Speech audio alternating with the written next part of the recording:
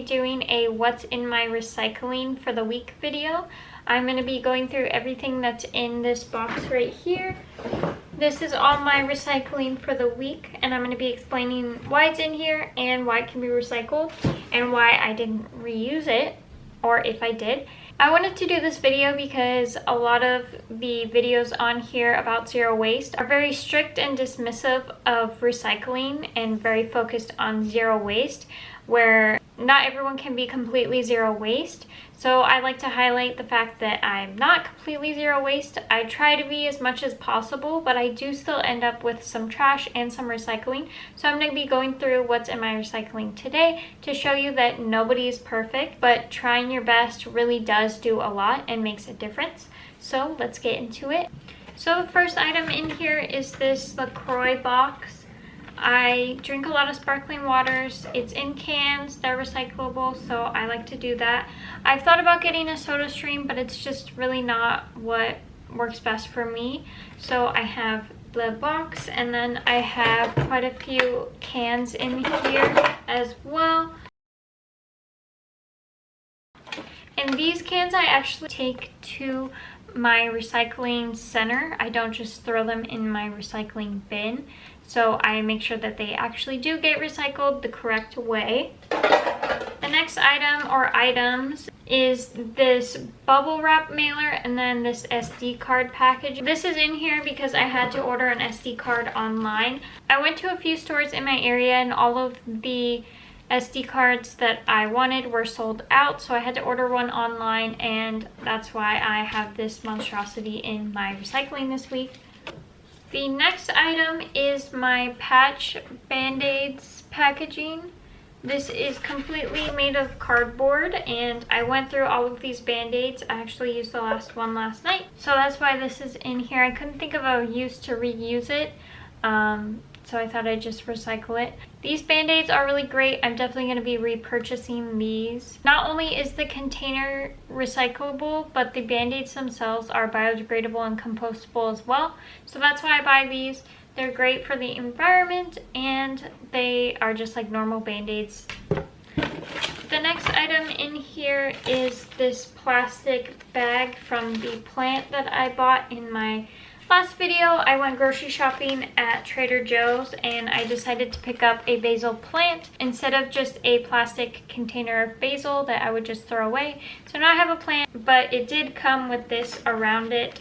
So not 100% amazing, but better than my other options that I had available to me. So that's why that's in here. This next item is a cardboard cutout from a kitchen utensil that I bought. I bought this garlic rotating crusher. I have been using a lot of garlic lately, and it's been a pain to chop it off, so I looked a couple times in my local secondhand stores to see if I could find some sort of garlic press. I couldn't find anything, and I really needed it, so that's why I got this.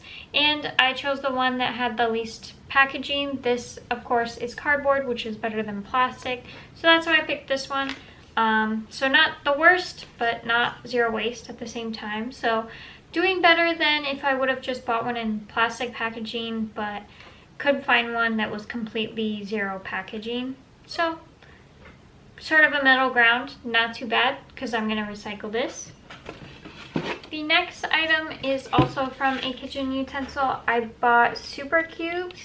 These are the silicone ice cube trays basically that are for soup. I've been making a lot of soup lately, and this is a great way to store it to make sure it doesn't go bad, because we don't want that. We don't want wasted food. So I got this to keep my soup in the freezer. What I actually bought this for is to freeze the soup and then take them out of this container and actually store them in my stasher bags, which are great for storing things in the freezer.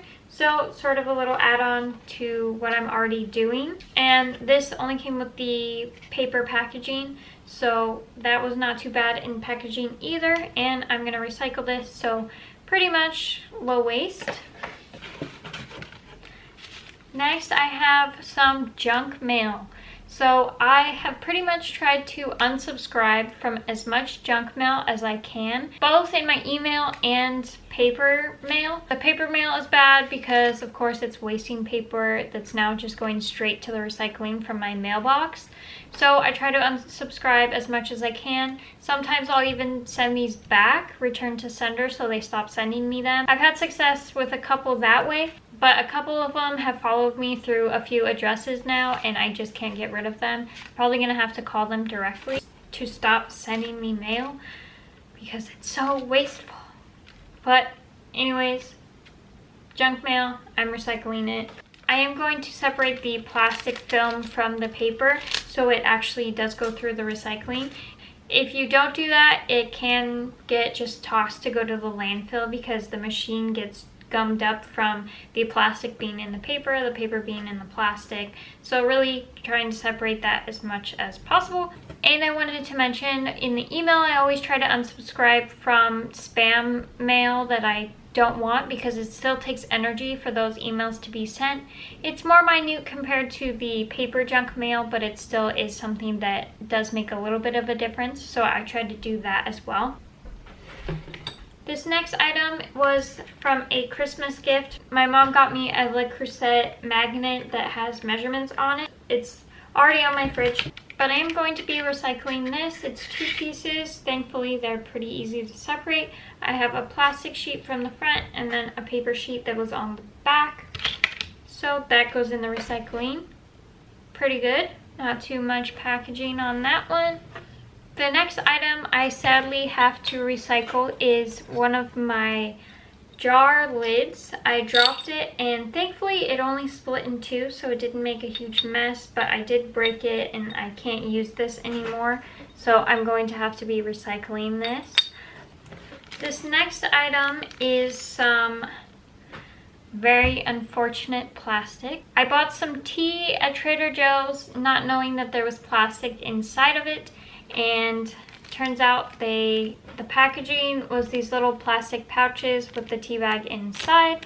Usually they come paper, and I'm not sure why this happened, why they do this, but I'm probably going to be writing an email to them saying, hey, it'd be a lot better if you didn't use plastic for your packaging, because this is so rare now. I don't see it very often, so I really wasn't expecting it, and there's no way to really check before you buy the item either, which is unfortunate.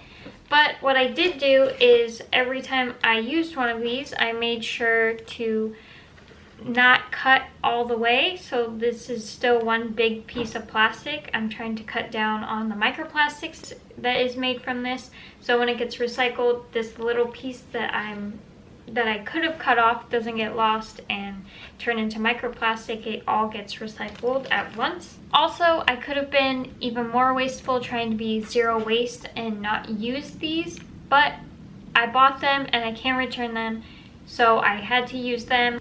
I made use of something that I bought and I didn't get rid of it or throw it away, so in a sense that is being low waste, although it did create some plastic waste, which is unfortunate, and now I know not to buy those again. Not much I can do in this situation, but I am going to recycle these.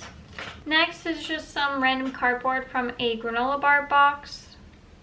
Not much to say about that, just regular cardboard that I'm recycling. These are my almond milk boxes, I guess you could call them. They're Tetra Packs. You can see there. If it focuses. Tetra Pak. So they are recyclable.